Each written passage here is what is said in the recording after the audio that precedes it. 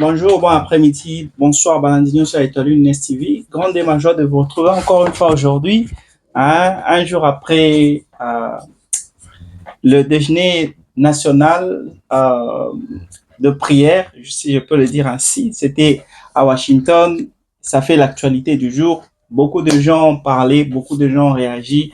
D'ailleurs, par rapport à l'émission que j'ai passée hier, il y a beaucoup de gens qui ont dit, oh, Sikoyo t'a quitté, un président Félix Tshisekedi va féliciter, Donald Trump va féliciter à lobby. En tout cas, il est courageux. Donc, Tolongi Nabi, c'est surtout la dernière phrase quand il a dit, appelle-moi pour n'importe quoi. À tout moment, appelle-moi. Donc, président Abisso Alongi, en tout cas, il y a beaucoup de choses. Là, le président a reçu des éloges de la plupart, ou je dirais de la majorité des Congolais.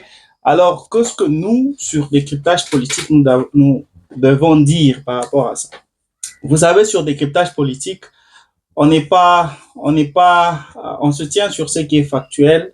On est une émission, on est une chaîne qui n'a pas de parti. On se tient sur la vérité. Hein? Donc, on ne veut pas faire des polémiques, entrer dans des polémiques inutiles. Alors, on dit ce qui est vrai. Voilà pourquoi on est là.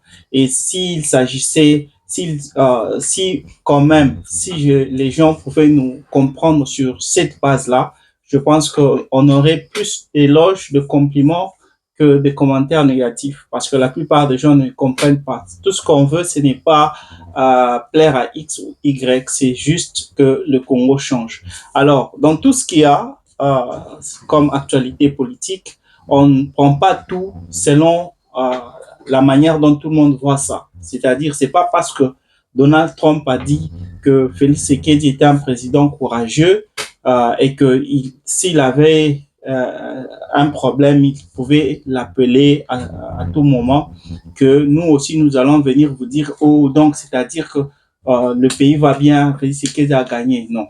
On va tout mettre sur pied. Et d'ailleurs, moi-même, j'ai personnellement pris tout le temps possible de suivre l'analyse ou le discours de Félix, le discours de Donald Trump, ce qu'il a dit durant cette session de jeûne et qu'est-ce que je dis là, de déjeuner national aux États-Unis.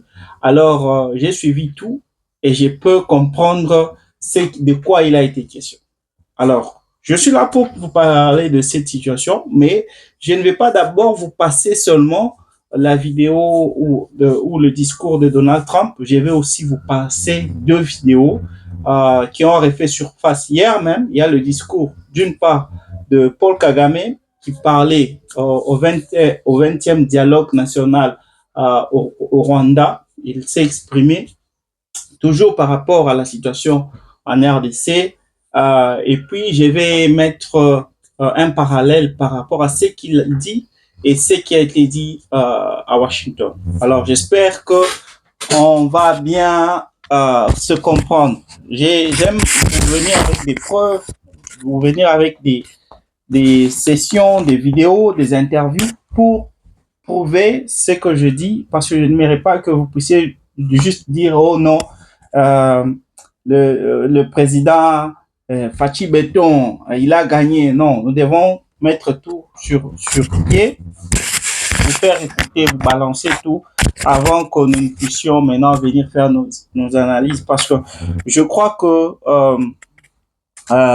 décryptage politique est suivi par des hommes et des femmes qui sont intellectuels. Alors, nous allons réfléchir tous ensemble. Alors, je passe d'abord la première vidéo. C'est celle de Donald Trump qui faisait des éloges au président Félix Tshisekedi. On le suit et je vous reviens.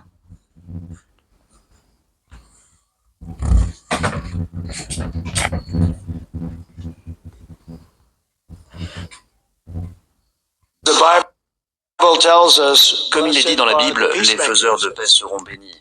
C'est vrai, il y a quelques mois, ici à Washington, nous avons signé un accord de paix historique entre la RD Congo et le Rwanda.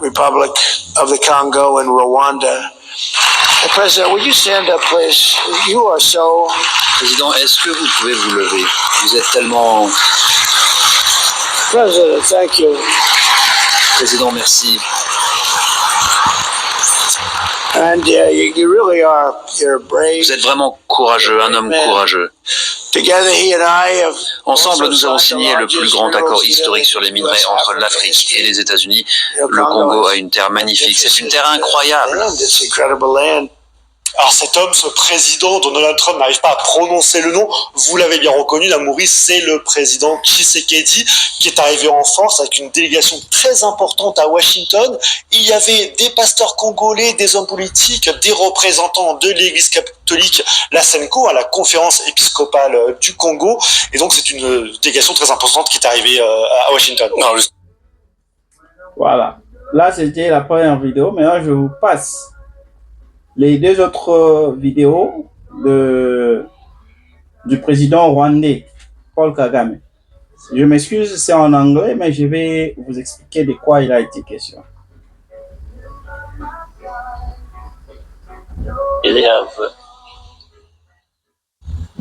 I think they took things literally. You know, they are helpful. I would say they are helpful. They have been supportive.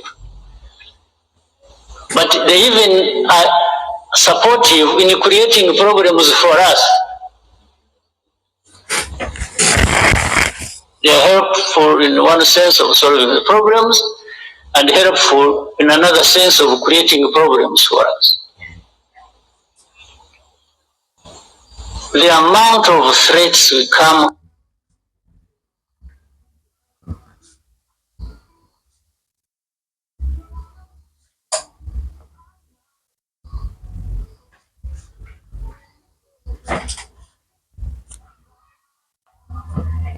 Je m'excuse un peu, là c'est le réseau. Sûrement ça va passer. Juste, je serai un peu patient.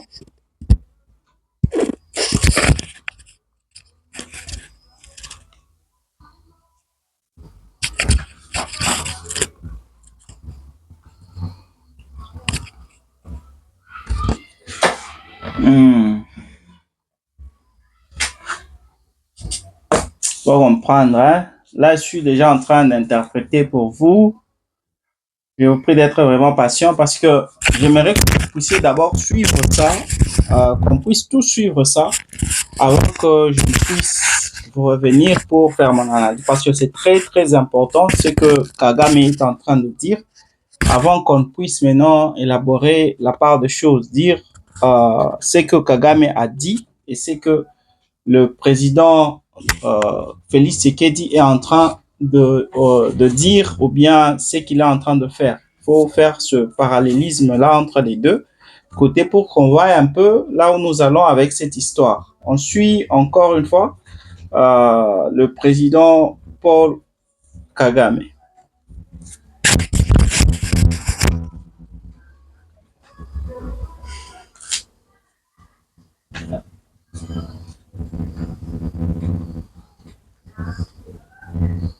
You know, these people, international community, they have,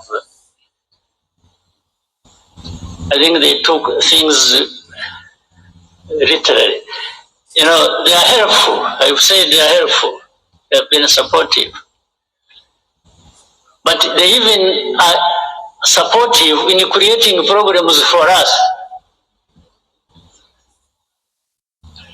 They are helpful in one sense of solving the problems and helpful in another sense of creating problems for us. The amount of threats we come under on a daily basis. You will do this if you don't do this. You will do that if you don't do that. You know, sometimes you feel choked by this kind of... But instead of being choked by all of that, I'll be choked by just being defiant and telling you to go to hell.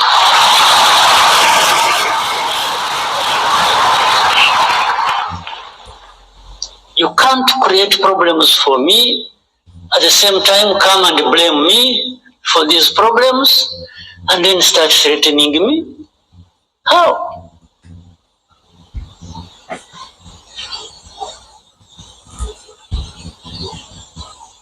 How? It's a daily thing, it's a regular thing, it becomes a conversation. Instead of addressing the problem the way it should be, these Congolese are very lucky. This Tshisekedi man who stands there and abuses people and threatens and does that, and then in the end, this same international community comes to me and says, yeah, you see, you need to do this, you need... What? And I tell them, don't you realize that by doing that, you are actually emboldening this person not to find a solution to their problems, or whatever problems that are between us and them. Ok.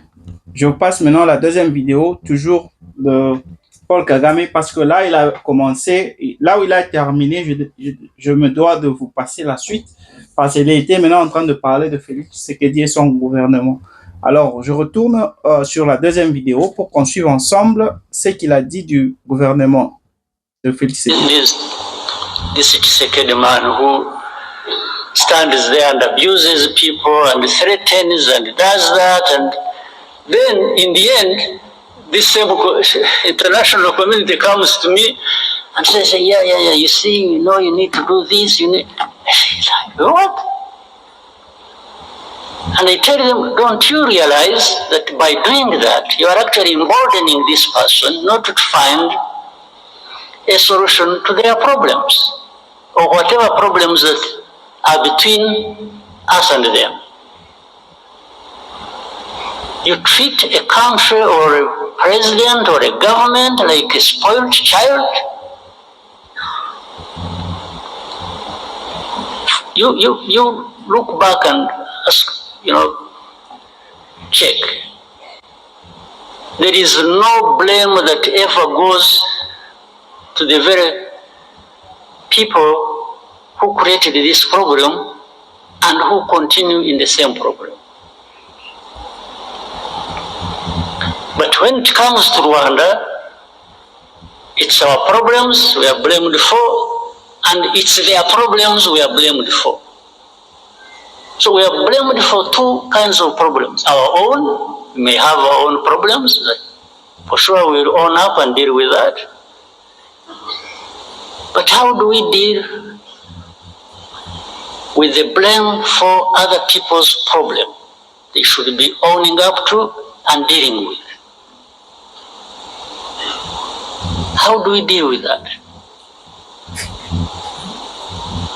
Just by threats? Come threaten the people, I will do this. Well, some of them did whatever they did. But I hesitate to tell them. I say, okay, you did that, so what did you get out of it? Whatever you did, what did you get out of it? The situation just go to us. And for me, from the beginning, it was obvious it was going to get worse, because you are not addressing the root cause of the problem. Instead, you are just massaging the people who are actually behind these problems. Voilà. J'espère qu'on a tous suivi les trois petites vidéos. Ça fait le débat du jour. En tout cas, j'ai vu beaucoup de gens applaudir le président Félix Tshisekedi. En tout cas, il a été reconnu par Donald Trump à la Maison Blanche. On lui a demandé de s'élever pour qu'on puisse acclamer pour lui. Il y a des gens qui ont dit, en tout cas, fier de toi, mon président. le président Félix Tshisekedi est l'élu, il est l'élu de la nation, c'est le président que Dieu a envoyé pour sauver le Congo. Il y a beaucoup de choses qui ont été dites par rapport au président de la République. Et certaines sont honnêtes, certaines sont sincères. Mais nous, sur Décryptage politique, on vient faire notre analyse qui n'est pas filtrée, notre analyse qui n'est pas basée, qui n'est pas à sens unique, un peu comme les autres le font, essayent de le faire, si je peux dire ainsi. Par rapport à tout ça, j'aimerais un peu expliquer ou traduire un peu ce que le président rwandais Paul Kagame a dit. Il a dit ceci: la communauté internationale crée et résout les problèmes pour nous. Le nombre de menaces que nous recevons chaque jour, si on peut les compter. Et puis il a dit, là,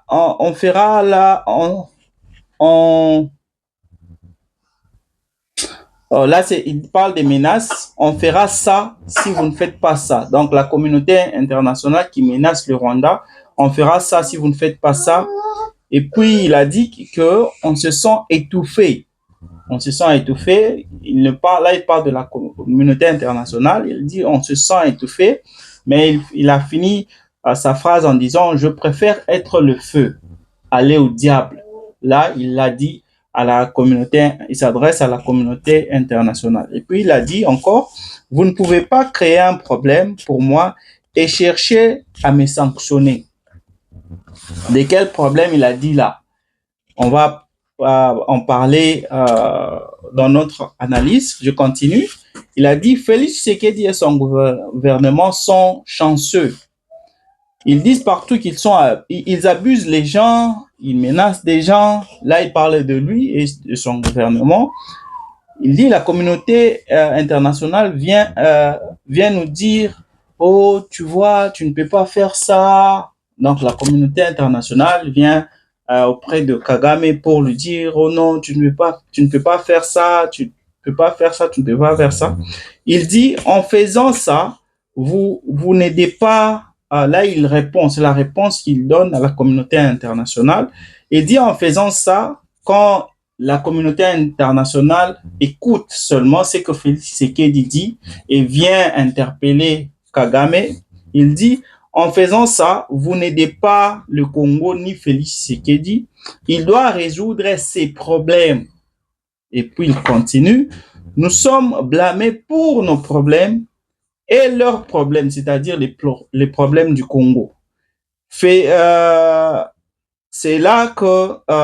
il a aussi dit que Félix Tshisekedi lui et son gouvernement sont comme des enfants gâtés de la communauté internationale. Donc, lui, il se voit victime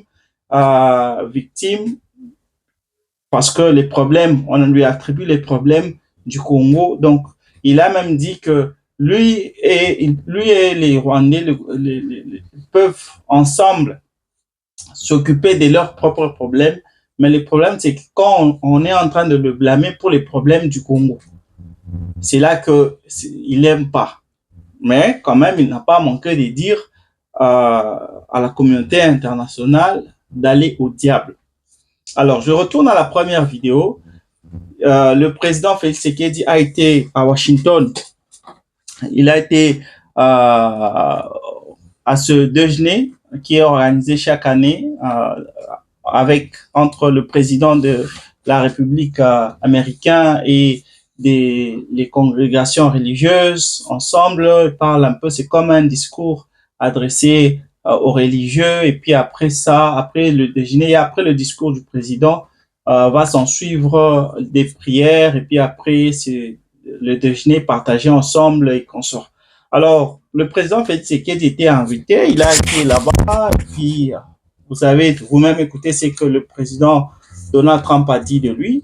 Je vous l'ai dit, j'ai suivi l'intégralité du discours de Donald Trump. Donald Trump, dans son discours, il a dit encore une fois, il a dit d'ailleurs par 2 fois, qu'il a terminé la guerre au Congo. la guerre du Congo qui a fait plus de 30 ans, fait partie des 8 guerres que lui, il a terminées.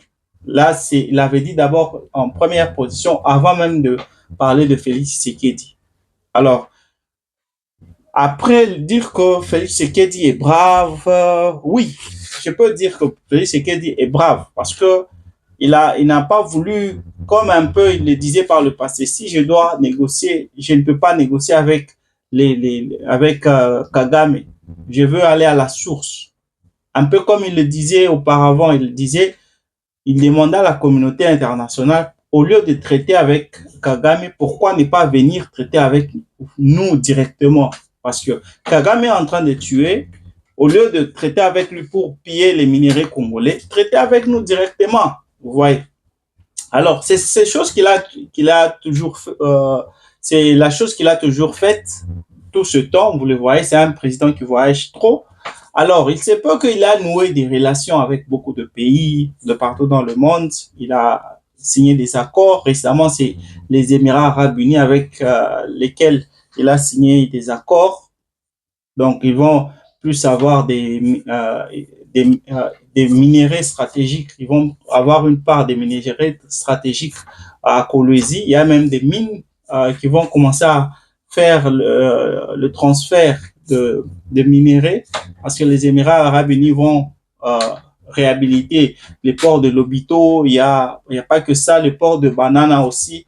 Là, nous sommes au Bandundu, sera aussi pour permettre l'acheminement des minéraux stratégiques vers les Émirats arabes unis. Donc, ce sont des accords et d'ailleurs, il y a un montant qui a été fixé, 10 milliards de dollars que le gouvernement qatari a mis en jeu pour permettre la construction de toutes ces infrastructures, réhabilitation de routes et ports, pour que d'ici 2030, la RDC soit capable d'envoyer librement les minéraux stratégiques vers les Émirats arabes unis. Donc, c'est pas que les Émirats arabes unis, il y a beaucoup de pays avec lesquels le président Félix Tshisekedi a noué des relations, a signé des accords. Je ne dois pas vous rappeler aussi que depuis 2008, le président de la RDC avait signé des accords avec la Chine. Donc, on n'a pas que les États-Unis, il y a la Chine, il y a le Qatari, un peu comme le président de la République aime brandir ou le dire partout où il va, que la RDC est un pays solution. Il veut montrer cette image à la face du monde que tous les problèmes que vous avez, nous avons la solution. Nous avons tous les minéraux. Et c'est en train de fonctionner. Dans quel sens? On est en train de signer des accords. Mais nous devons un peu réfléchir par rapport à ça. Est-ce que ces minéraux que nous donnons, qu'est-ce qui va changer au quotidien des Congolais? Parce que c'est ça même mon problème. Parce que les États-Unis bénéficient déjà des minéraux congolais. Après la Gécamine qui avait envoyé 100 000 tonnes de cuivre, c'est la TFM qui est pourtant une propriété chinoise qui a été forcée d'envoyer 100 000 tonnes de cuivre à son tour vers les États-Unis. Mais on se dit, qu'est-ce que nous, les Congolais, nous gagnons dans tout ça? Point d'interrogation. À part ça, le président a noué des relations. Bon, à la dernière phrase que Donald Trump a dite, il a dit, appelle-moi quand tu veux. En tout cas, il a aussi dit, tout va bien se passer. Après avoir dit qu'il avait terminé la guerre, il a dit, tout va bien se passer. Tu peux m'appeler à tout moment. Et tu peux m'appeler si tu as besoin de moi. Les États-Unis, je peux mettre ça sur deux volets. Soit Donald Trump n'est pas informé de la situation en RDC, soit il sait ce qui se passe et il fait semblant parce qu'il veut protéger sa réputation comme ce faiseur de paix, quelqu'un qui est autoritaire, ce dictateur qui a toujours eu ce qu'il veut, un peu comme il le dit chaque fois, j'ai appelé Macron, je lui ai dit, il faut augmenter le prix des produits médicaux parce que chez nous ici c'est trop cher. Il a refusé. Je lui ai dit, si tu refuses, je vais augmenter les prix, je vais augmenter le prix des douanes, des champagnes et des vins français à 100%. Il a dit non, non, non, pas question, monsieur le président, tu n'as pas besoin de faire ça, je vais augmenter les prix. Alors, c'est quelqu'un qui veut montrer à la face du monde que on ne lui dit pas non. Ce qu'il veut, il l'obtient. Alors, dans cette idée ou dans cette optique, il ne peut pas dire 2 mois après avoir signé les accords de paix, la paix n'a toujours pas été restaurée en RDC. Il ne peut pas dire ça. Parce que déjà après avoir signé les accords, même pas une semaine après, il avait dit à la face du monde qu'il avait terminé la guerre en RDC. Vous le savez tous. Même vous les pros, Tshisekedi, vous le savez. Il avait déjà dit ça. 2 mois après, on est toujours en guerre. Il n'a pas restauré la paix. Bien sûr, vous allez juste prendre cette partie-là où il parle de la bravoure du président Félix Tshisekedi, mais balancer aussi la partie là où il dit qu'il a terminé la guerre en RDC. En ce qui concerne, je me tiens maintenant sur le deuxième volet. Disons qu'il ne connaissait pas, ok, il ne connaissait pas, c'est-à-dire le président doit l'informer. La ministre des Affaires étrangères, quand les ennemis, le M23 avait pris Uvira, elle était allée au Congrès américain. Elle avait informé le président américain que les M23 avaient pris Uvira. Qu'est-ce qu'il avait fait? Il leur aurait dit que non, vous devez quitter le pays, vous devez quitter toutes les zones occupées. Mais il leur avait dit de quitter Uvira, de quitter la ville d'Uvira, de se loger au moins à 10 km de la ville d'Uvira. Pas même dire que quitter et retourner d'où vous venez. Non, vous pouvez être là, mais juste aux alentours d'Uvira. Ne restez pas là-bas. C'était une façon de montrer que non, vous ne pouvez pas saboter les accords de paix juste comme ça. Après que moi, les États-Unis aient signé ces accords-là avec le Congo. C'était ça. Je retourne maintenant à la communauté internationale parce que là, maintenant, on parle des sanctions. Quand Kagame dit qu'il se sent étouffé, qu'on sort, on dit que non, vraiment, il est étouffé. C'est parce que Félix Tshisekedi l'a menacé, il l'a mis au coin. Sur ce point, on peut tout dire, oui. On peut dire que Kagame est étouffé parce que, comme lui-même, il a reconnu, il y a des sanctions. Je peux même vous donner une nouvelle par rapport à ce qui a énervé Kagame. Le 4 février, le Rwanda n'a pas été invité au sommet sur les minéraux critiques. C'était à Washington.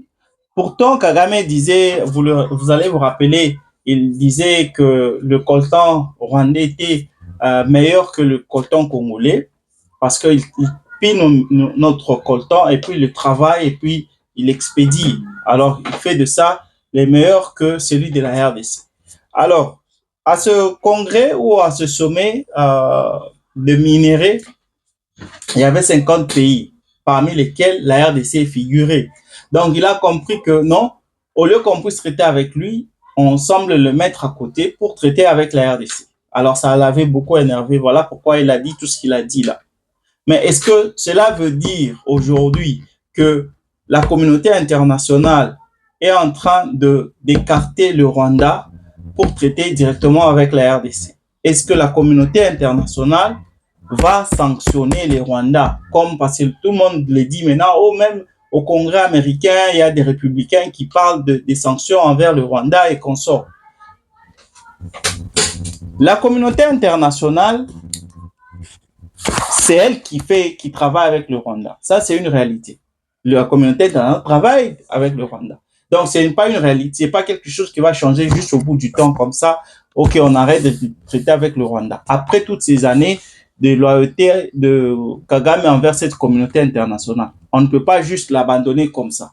À moins que lui-même puisse décider, ou bien qu'il puisse décider d'échanger. Au lieu de travailler pour eux, il commence à travailler pour lui-même.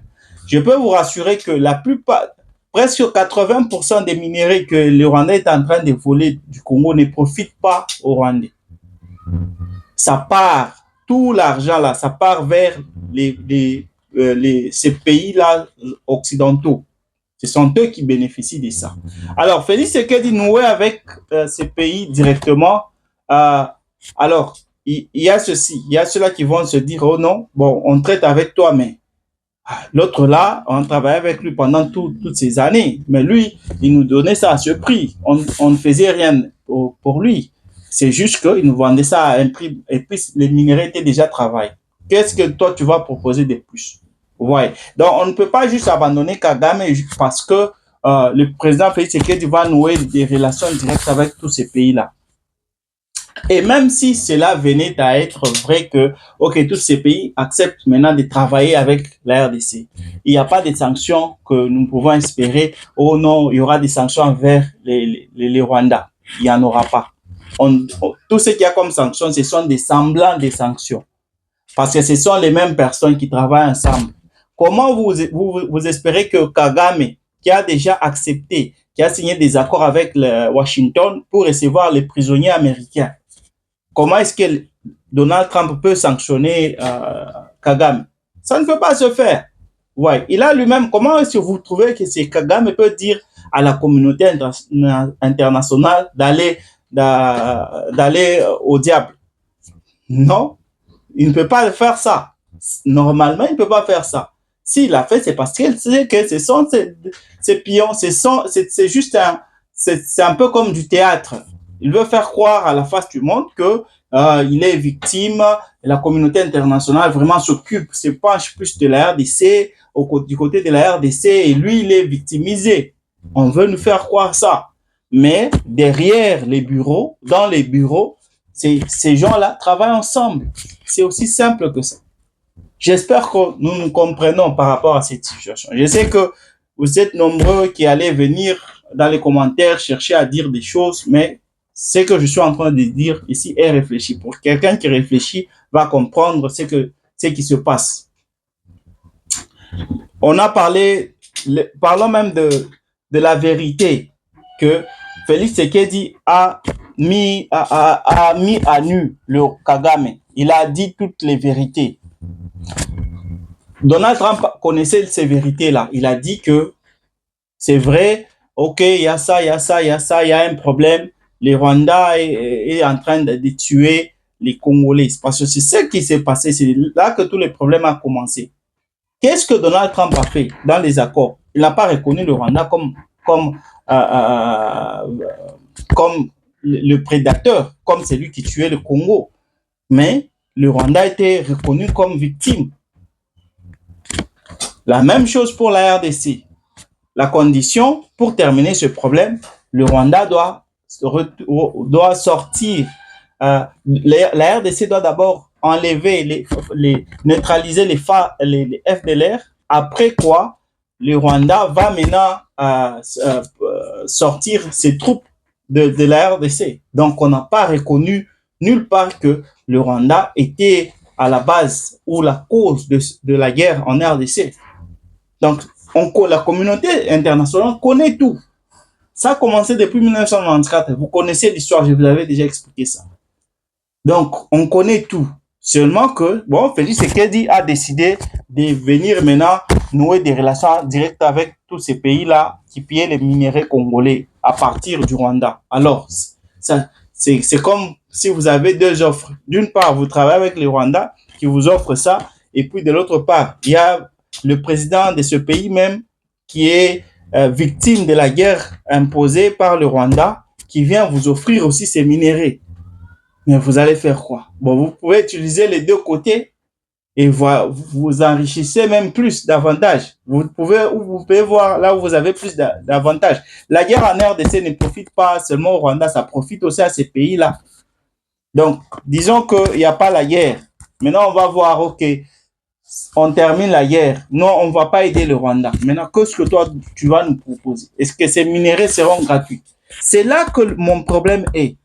Parce que si Félix Tshisekedi est prêt à traiter avec ces pays-là pour obtenir la paix, pour que ces pays ne puissent couper leur lien avec le Rwanda, c'est à quel prix?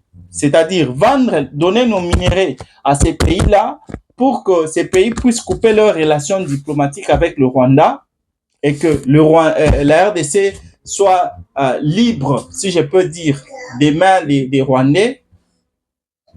Et même si tel est le cas, disons que c'est ça, les pays occidentaux, les pays qui supportaient le Rwanda, décidaient de ne pas soutenir le Rwanda. On n'a pas que les M23 à l'est du pays. On a combien de milices à l'est du pays? On va faire encore quoi pour terminer la guerre? Parce que la guerre, c'est pas seulement les M23. Il y a la milice ADF, Codeco, il y a beaucoup de milices, milice Zahir, il y a la milice Mobodo, là, au Bandundu. On a beaucoup, plus de 120 groupes de rebelles en RDC. Alors, il y a des groupes qui sont sponsorisés par le Rwanda, il y a d'autres qui sont sponsorisés par les Coréens, il y a d'autres, c'est par les Chinois. Récemment, c'était l'année passée, décembre, la Chine qui soutenait un sujet chinois qui a été pris main dans les sacs, qui soutenait le M23. Il y a un transfert, un virement de 1 million de dollars qui était versé dans le compte des M23. Alors, on ne sait pas qu'est-ce qui se passe réellement dans notre pays. Il y a même des gens qui travaillent dans notre gouvernement qui sponsorisent des rebelles à l'est du pays. Parce qu'on sait que les rebelles, c'est à l'est du pays, c'est là qu'il y a la plupart des minéraux stratégiques que le monde recherche. Alors, pour avoir une mise sur ces minéraux, vous devez avoir des groupes de rebelles et vous les financez, vous avez votre part du gâteau. Vous vous faites même plus millionnaire rapidement que ce que l'argent du gouvernement vous propose. Et par rapport à tout ça, quelle est la stratégie de Félix Tshisekedi pour terminer la guerre? Parce que là, on semble se focaliser plus sur les M23 que sur les autres groupes. Mais la RDC a beaucoup de problèmes. La guerre est partout. Alors, on peut terminer le problème M23. Que dire du problème Codeco? Que dire du problème des ADF? Que dire des Mai Mai? Et même les Wazalendo, aujourd'hui, ils peuvent travailler, ils peuvent se battre pour la RDC. Mais demain, ils peuvent devenir des rebelles aussi. Qu'est-ce qu'on va faire maintenant avec les Wazalendo?